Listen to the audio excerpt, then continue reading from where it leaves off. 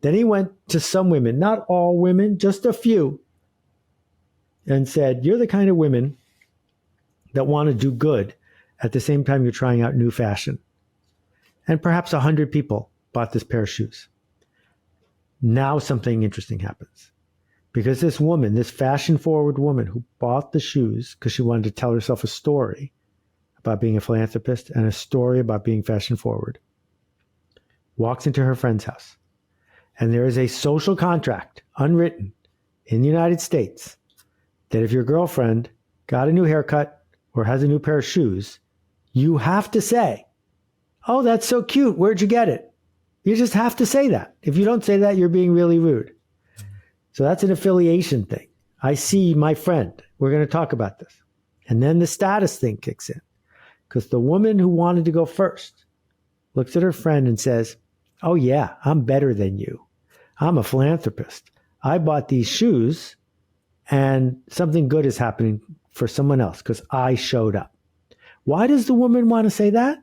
Because it gives her status, because it moves her up in the eyes of her friend.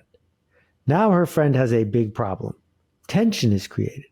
Her problem is either she has to not buy the shoes because she's a bad, selfish person, or she has to buy a pair of these shoes to get back on track status-wise with her friend.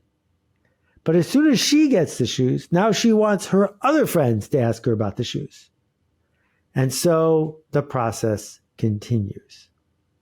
And after selling millions and millions of pairs of shoes, Blake came out with Tom's Coffee. And the idea of Tom's Coffee is if you buy a pound of this coffee, we'll give money, not coffee, but we'll give money to someone who needs money. And it didn't work. And the reason it didn't work is because that's not how coffee works. First of all, we tend to make coffee just for ourselves. Secondly, if I make a cup of coffee for you, you don't see the label. So you don't get to ask me about the coffee. So there's no conversation. The system wasn't created to lead to the conversation taking place. And so that's a very specific example. It's way more complicated than that. But that's how you build a religion, how you build a political party, how you build a coffee company, how you build a farmer's market, status, and affiliation. Yeah. You know what